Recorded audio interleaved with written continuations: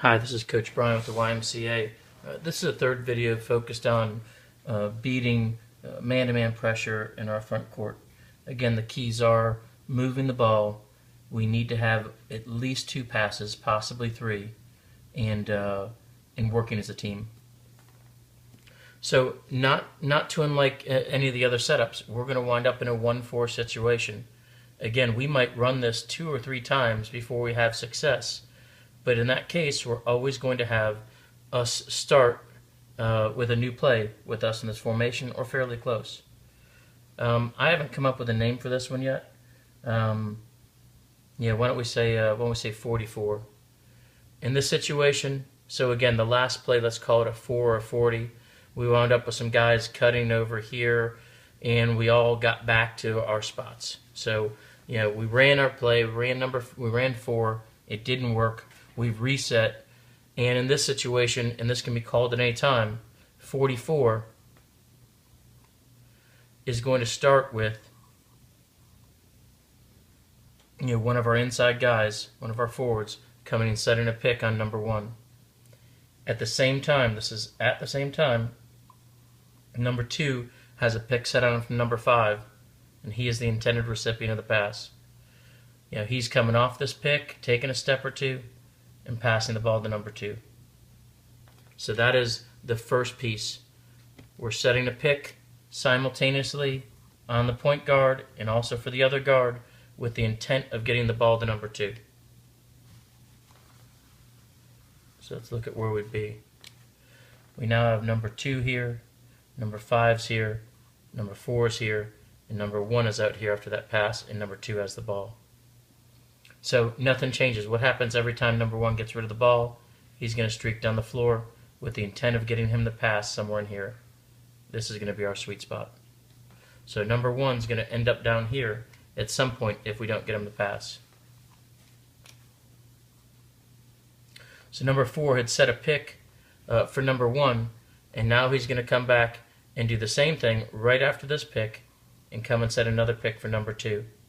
So now we've got the ability to dribble the ball a little bit without being under complete harassment. Obviously, this guy has the ability to get back there quickly. So number 5 just came here and set a pick for number 2 to set him free. So as he's rolling, he's going to take a similar path that we've drawn up the last 2 or 3 plays. So the intent is to get him to pass in here, and number 5 will wind up somewhere in the lane if we don't hit him. Number 4 has come over and set this pick, so he's going to be doing a pick and roll. So number 2 has the option to hit him anywhere in the same area.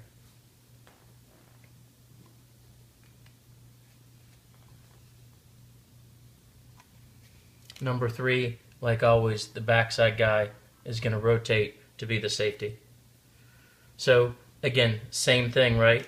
Number 1 always seems to come down here and pop up right here. Number 5, came from over here and is going to pop up back here. Number 4 did pick and roll, and he's going to pop up over here. Again, it doesn't matter how. We just need to get back to that 1-4 situation. Let's talk about this again. This will probably go to the right most often, as will most of these plays, because I think we're all practically right-handed dribblers.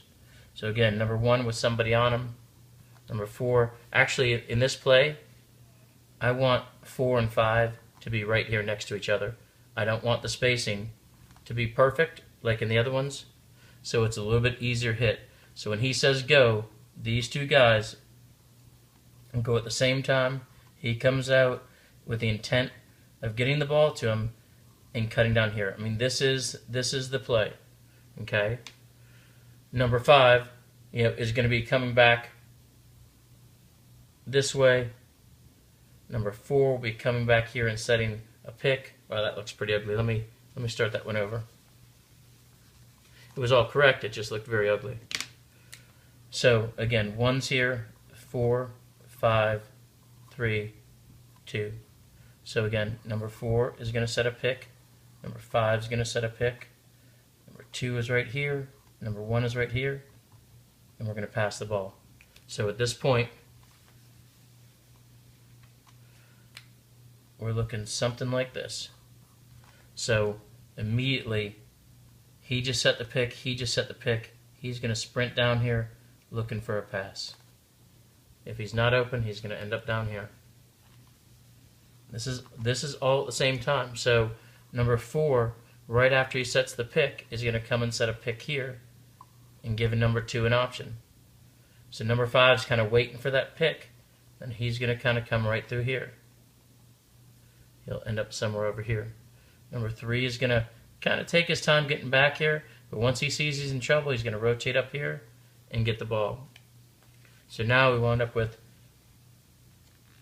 number 4 set a second pick right here. Number 2 was able to get out here, and he's going to do pick and roll, and we're looking to get the ball here. So worst case, we can do all sorts of things. This guy can come set another pick for him and set him free. The point is lots of movement. I still feel like that's real fuzzy. I think the instructions are clear, but that's pretty complex.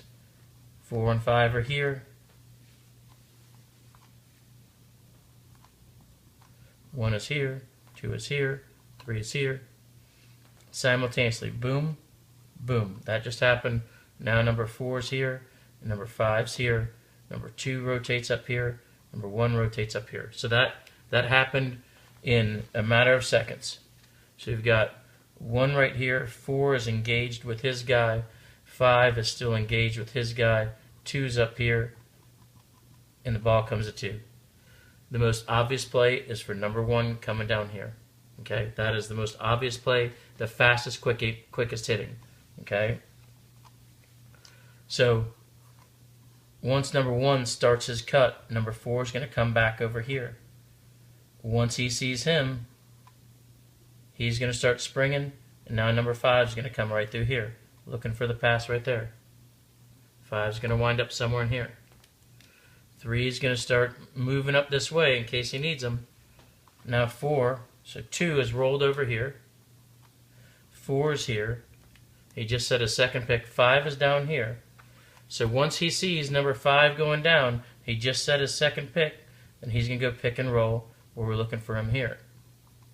So again, we've got a grouping and collection of guys down here looking for opportunities. Number 3 can just come up here looking for a pass. Number 3 could come over here and set a pick. We can do whatever we want in that situation. I know that's pretty confusing. I think the key is it doesn't have to be perfect, but we have to understand that we're all cutting to the ball side. We've got to use some picks and double picks to free up bodies. And if we do that and always have a safety, we have an opportunity to advance the ball. Always looking for 2 or 3 passes. Thanks so much. You guys did great.